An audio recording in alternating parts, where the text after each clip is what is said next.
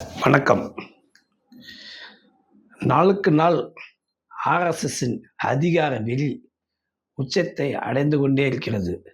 ஒவ்வொரு நிகழ்விலும் தங்களை அவர்கள் சனாதானத்தின் கீழ் இந்த நாடு பயணிக்க வேண்டும் என்கின்ற முடிவோடு செயல்பட்டு கொண்டிருக்கிறார்கள். அதற்கு இந்த ஜனநாயக அமைப்பின் அதிகாரத்தில் போய் உட்கார்ந்தது பெரும் வாய்ப்பாக. இதை இழக்கக்கூடாது. இதை இழக்காமல் இருப்பதற்கு தொடர்ந்து தேர்தல் ஆணையம், நீதிமன்றம், ஆட்சி பொறுப்பு அனைத்தையும் முறைகேடாக பயன்படுத்தி கொண்டிருக்கிறார்கள். இதையெல்லாம் எதிர்த்து போராடி கொண்டிருக்கிறது தமிழ்நாடு.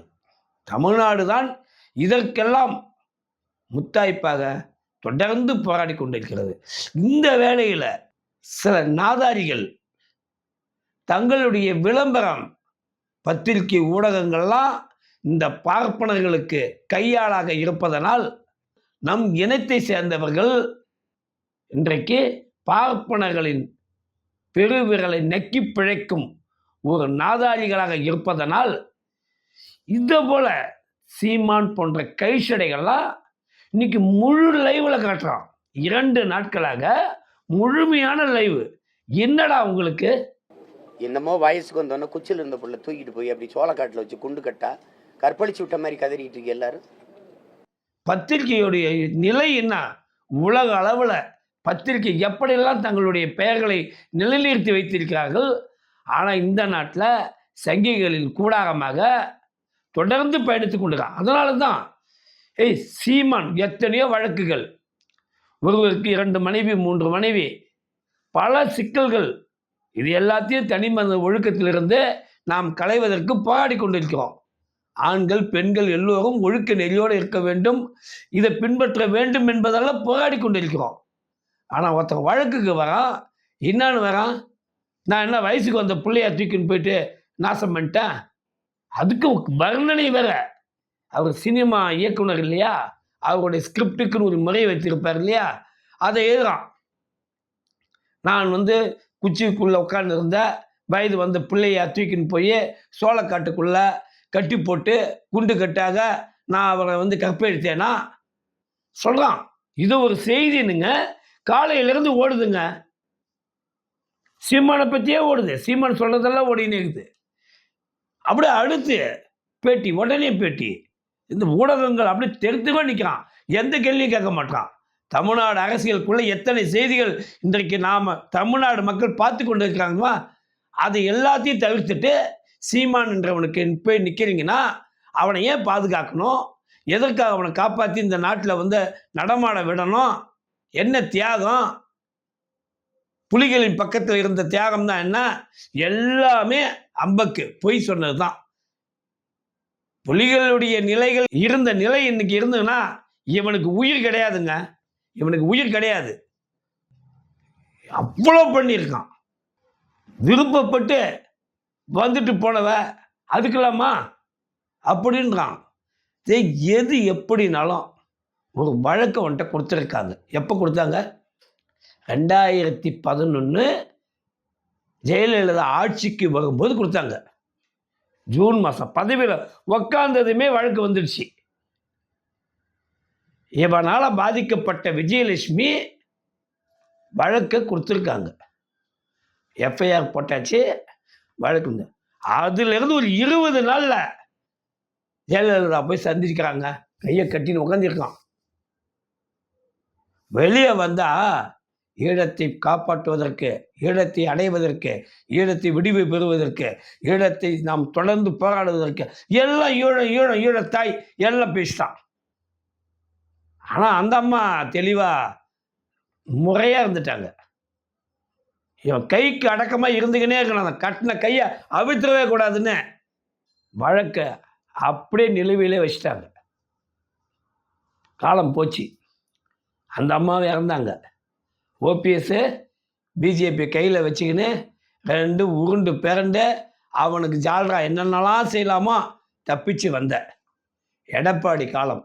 அவருடைய காலத்திலையும் சித்தப்பா பெரியப்பா மாமா மச்சான் உறவு எல்லாம் இதுக்கு தான். இந்த பாலியல் லீலைகளை செய்வதற்காகவே ஊரில் இருக்கிறவனெல்லாம் சித்தப்பா, பெரியப்பா, மாமா, இவன் அவன் தாத்தாலாம் இருந்து வந்து நிறுத்தினாங்க. உன்னோட திருமண வாழ்க்கையில் தான் இருக்க நீ. காளிமுத்து அவர்கள் மகளை திருமணம் பண்ணி நீ இன்னைக்கு வாழ்க்கையில் தானே இருக்கிற. உனக்கு என்ன பணம் பஞ்சம்? அந்த அம்மாவை தான் சொல்லிட்டேன், கொள்ளையில் 1000 பேர் இருக்காங்க, அதெல்லாம் விட்டு எங்கேயோ இந்த மூஞ்ச போய் பார்க்குறேன்னு அந்த அம்மா சொன்னாங்கன்னு நீ சொல்ற, அவங்களும் சிரிக்கிறாங்க. இந்த மானங்கட்டத்தனம் ஊரே சிரிக்குது. அப்புறம் என்ன உனக்கு பிரச்சனை? நீ தான் போக இதை குவாஷ் பண்ணுங்க, தள்ளுபடி பண்ணுங்கன்னு போய் நீதிமன்றத்தில் நிற்கிற. அது என்ன வேணாலும் இருக்கட்டும்பா. ஒரு பெண்ணு பாலியல் ரீதியாக பாதிக்கப்பட்டதா வழக்கு கொடுத்துருக்காங்க. இதில் முகாந்திரம் இருக்குது, நீ இந்த லீலையில் இருந்தது. அதனால் ஒரு 12 வாரங்களில் இதை வழக்கு நடத்தி முடித்து நீதிமன்றத்துக்கு ஒரு முடிவுக்கு வாங்கன்னு சொல்கிறாங்க. இவங்க புகார் கொடுத்த காவல் நிலைய வலசரவாக்கத்தில் இந்த வழக்கு விரைவாக நடப்பதற்கு முன்னெடுப்பு எடுக்கிறான். 12 வாரங்களில் முடிக்கணும்னு சொன்னால் வேகமாக தான் இருப்பான். நீ தான் துணை புரியணும். நீ தானே கேட்ட இந்த வழக்கை குவாஷ் பண்ணுங்கன்னு. அதை தான் செய்கிறாங்க. ஒத்துழைப்பு கொடுத்தா முடியுது. அதுக்கு என்ன ரகலை பண்ணி காட்டினீங்க? எல்லாத்தையும் இன்னைக்கு எல்லாம் டெலிகாஸ்ட் பண்ணுறாயா. இதாயா இன்னைக்கு உலகத்திலே இதை போல தொலைக்காட்சிகள்லாம் இந்த நாட்டை தவிர இறங்கியிருக்காது. ஆனால் ஒரு வரலாறு தெரிஞ்சுக்கணும். ஏன்னா ஒரு காலகட்டத்தில் பத்திரிகை ஊடகங்கள் தொடங்கப்பட்ட வரலாறு காலம் அது. அதை இங்கெல்லாம் இருக்கான்ல சுதேசமத்தை அவன் எவனு இந்த இண்டுலாம் பார்ப்பான் கையிலே இருந்ததில்ல பத்திரிக்கை. அதை போலத்தான் அந்த நாட்டில் அமெரிக்காவில் ஒரு பத்திரிக்கை, 2 பத்திரிக்கைக்குள்ளே ஒரு போட்டி வருது. ஏன்னா வாஷிங்டனில் இன்னைக்கு அதிபராக யார் தேர்தல் முடிவு வந்துடுச்சு. முடிவு வந்ததை அறிவிக்கணும். ஆனால் முடிவு வந்த இடம் வாஷிங்டனில் தான் தேர்தல் என்றாங்க, போகிறாங்க, எல்லாம் நடக்குது. முடிவு தெரிஞ்சிச்சு. தெரிஞ்ச முடிவை நியூயார்க்கில் சொல்லணும். இப்போ தொடர் வண்டியில் ரயிலில் போனாக்கா 1.5 மணி நேரம் ஆகும். அதுதான் இன்றைக்கி வசதி. அதே ஃப்ளைட்டில் போனால் 1 மணி நேரத்தில் போகலாம். இந்த 2 வாய்ப்பு இருக்குதுங்க. இதில் தான் அந்த நியூயார்க்கில் அந்த செய்தி அறிவிக்க முடியும். டெலிகாஸ்ட்டு பண்ணணும்னா வாஷிங்டனில் நடந்த நிகழ்வை உலகத்து ஃபுல்லாக சொல்லணும்னா நியூயார்க்கில் இருந்து தான் சொல்ல முடியும். அப்போ இந்த நிகழ்வு அங்கே போனால் தான் அது உலகம் ஃபுல்லாக சொல்ல முடியும். இதான் இந்த சூழ்நிலையில் 2 பத்திரிகை ஒரு மக்களிடம் போய் சேரணும்னு துடிக்குது. ஒரு பத்திரிகை பண்ணுறான், என்ன செய்கிறான் தெரியுங்களா? தன்னுடைய பொருளாதாரத்தை மேம்படுத்தி காட்டுறதுக்கு உடனே போயிடுவோம், 1 மணி நேரத்தில் போயிடுவோம் அப்படின்னு ஃப்ளைட்டில் போயிடுறான். 1 மணி நேரத்தில் நியூயார்க் போயிடுறான். ஆனால் ப்ராசஸிங் டைமு 1 மணி நேரம். இப்போ எவ்வளோ ஆச்சு? 2 மணி நேரம் போயிடுச்சு. 2 மணி நேரத்தில் தான் ஃப்ளைட்டில் போனாலும் மக்களுக்கு டெலிகாஸ்ட் பண்ண முடியும். ஆனால் இன்னொரு பத்திரிக்கை எடுத்த முடிவு என்ன தெரியுங்களா? தொடர் வண்டி ஒன்று ரெடி பண்ணி அதுலேயே ப்ராசஸிங்கே ரெடி பண்ணிட்டாங்க. 1.5 மணி நேரம் தொடர் ரயிலுடைய பயணம் ப்ராசஸ்ஸு அந்த 1 மணி நேரத்தை அதுக்குள்ளே எடுத்துக்கிட்டாங்க. 1.5 மணி நேரத்தில் அவன் டெலிகாஸ்ட் பண்ணிட்டான். இதுதான் பத்திரிக்கையுடைய போட்டியும் மக்களுக்கு தெரியப்படுத்துறதும். இப்படி தான் உலகத்தில் எல்லா பத்திரிக்கை நடக்குது. இங்கே பத்திரிக்கை, அந்த மஞ்சள் பத்திரிக்கைன்னு ஒரு பாப்பானால இந்த நாட்டில் எல்லா செய்தியும் பாப்பானால தான் சொல்ல முடியும். அப்படி வந்ததில்ல. அதில் போன நம்ம கை சடலாங்குதில்ல, எல்லாம் ஒன்று கலந்து இப்போ ஒட்டே குச்சியை ஆக்கி இந்த நாட்டில் கேவலமானது பத்திரிக்கைடான்னு சொல்கிற அளவுக்கு நிற்கிறானுங்க. இது ஒரு செய்தி. அங்கேவன் இந்த செய்தியை 2 நாள் இந்த மக்களிடம் மனநிலையிலே வைத்திருக்கான். இந்த நாட்டில் என்னென்ன பிரச்சனை இருக்குது? இந்த நாட்டுடைய வருவாயை 41% 40% தான் கொடுப்பேன் அப்படின்னு 1% குறைக்கிறான். தமிழ்நாடுடைய வரி பணத்தை எடுத்துக்கொண்டு கொடுக்கிறதே 41 தான். நம்ம கேட்கறது 50 கேட்குறோம். 41 தான் கொடுத்துருக்கிறான். இனி வரும் காலங்களில் 40 தான் கொடுப்பேன்றான். இங்கே கடும் பிரச்சனைகளை சந்தித்து கொண்டிருக்கிறோம். மும்மொழி திட்டத்தை அறிவித்தே ஆவணம் செயல்படுத்தியே நடத்துவான். எதிர்த்து நிற்கிறோம், போராடுறோம். புதிய கல்விக் கொள்கை வேண்டாம், எங்களிடம் இருமொழி கொள்கை இருக்குது, இதனால் நாங்கள் பல வெற்றிகளையும் வாழ்க்கையோடைய அனுபவத்தையும் பெற்று இருக்கோம், மகிழ்ச்சியாக இருக்கோம்னு சொல்கிறான். ஆனால் அதெல்லாம் கேட்க மாட்டேன். நான் சமஸ்கிருதத்தை தொடுவதற்கு புதிய கல்விக்குள்ளே தான் எனக்கு சரியான வழி. ஏனென்றால் உன் கலாச்சாரத்தையும் உன் மொழியையும் அழித்தால்தான் சமஸ்கிருதத்துக்கு அங்கே வாய்ப்பு வரும் என சொல்லி அதுக்காக போராடுறான். நாம் அதை நோக்கி எதிர்த்து நிற்கிறோம்.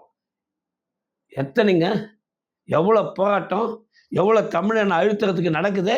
இது எல்லாத்தையும் ஒழித்து கட்டுறதுக்கு நீ ஒரு கூலி ஆள்டா. நீ கூலிக்கு கத்துறவன், வாடகைக்கு வர்றவன். இன்னைக்கு நீ மாட்டிக்கிறது பாலியல். நேரடியாக உனக்கு பிரச்சனை. விஜயலட்சுமி அவங்க கொடுத்த வழக்கை நீதிமன்றம் சொன்ன காலக்கெடுவுக்குள்ள நடத்துறதுக்கு வேகப்படுத்தும் பொழுது அதற்கு துணை நிற்காமல் நீ உன் இஷ்டத்துக்கு உன்னுடைய நடவடிக்கையெல்லாம் காட்டி நீ என்னன்னா தன்னை ஒரு பெரிய ஒரு ஆளா தூய்மையாக காட்டிக்கிற. ஒரு பாலியல் தொழிலாளி அவ, அதுக்கு ஆதாரங்களை நான் காட்டவ. ஒரு பாலியல் தொழிலாளி அவ. நான் எவ்வளவு 15 ஆண்டுகள் கண்ணியமா இருந்தபோது நீங்கள்லாம் என்ன புடுங்குனீங்க? நான் பாலியல் தொழிலாளியாடா நான்? டேய், இந்நாள் வரைக்கும் நீ தச்சிருப்படா. இந்த நொடியில இருந்து நீ எப்படி செருப்பால் அடிக்க வாங்க போற? ஒரு பிரச்சனைக்கு ஒருத்தன் வரான்னாக்கா அவன் போட்டி எகுதமா வரான். நல்லதை சொல்லுவான், நல்லதுக்கு தான் ஒருத்தன் ஒப்புமை பண்ணுவான். நீ என்னடான்னா நீ அயோக்கியன்னு சொன்னா நான் மட்டுமானு கேட்குற. மானம் கட்டுறதுனால இல்லை, கேவலமாக இல்லை. இந்த நாட்டில் ஒரு தலைவனாக உருவாகி இந்த நாட்டு மக்களை வழிநடத்த போகிற உனக்கு உன்னுடைய உதாரணம் நான் மட்டும் கெட்டவனா அப்படி சொல்கிற. ஊர்களுக்கு உன எவெல்லாம் உன்னை தேடி பார்த்தியா? நீ நல்லவனாக இருக்கத்தான் உன்னை தேடினாங்க. நீ நல்லவனா கெட்டவனான்றதான் நீ முடிவுக்கு வரணும். யாரெல்லாம் தப்பு பண்ணுறாங்கன்னா அதுக்கான விசாரணையோ அதற்கான எதிர்பார்ப்பு மக்களிடம் இருக்குது. உன்னுடைய முடிவை இந்த அளவுக்கு இது 2 விஷயம்தான். ஒன்று, இந்த நாதாரி பசங்களை ஒழித்து கட்ட வேண்டும். இதையே தாங்கி நிற்கும் இந்த பத்திரிகை ஊடகங்களுக்கும் ஒழித்து கட்ட வேண்டும். ஏனென்றால் இதிலே நடுவில் பாருங்க, இன்னொருத்தவன் சித்தி செஞ்சு நிற்கிறான். இந்த ரவின்னு ஒருத்தவன், அவன் என்ன பண்ணுறான் பாருங்க. இந்த மக்கள் எல்லாம் தன்னுடைய சுதந்திரமான படிப்பை படிக்க முடியாமல் தவிக்கிறாங்களாம். என்ன சுதந்திரமான படிப்பை உன்கிட்ட கேட்டாங்க? இந்த தமிழ் மேலே அவ்வளோ ஆர்வமாக இருக்குல்ல, தமிழில் வேற நீ எழுதிட்டிய, நீ இந்த வாழ்த்து சொல்லிட்டிய, நீ அவ்வளோ யோக்கியமா? நீ அதே தமிழை இந்த கடவுள் மீத எனக்கு கேட்கணும்னு நினைக்கிறான். ஒரு திருவாசகத்தை பாடி, ஒரு புறநானூறு அறநானூரை பாடி என் தெய்வத்தை நான் வணங்கணும்னு நினைக்கிறான். வாய்ப்பு கொடுத்தியா நீ? யோக்கியப்பட்ட பசங்கள் இவர்கள் எல்லோரையும் ஒழுங்குபடுத்த போராடுவோம்.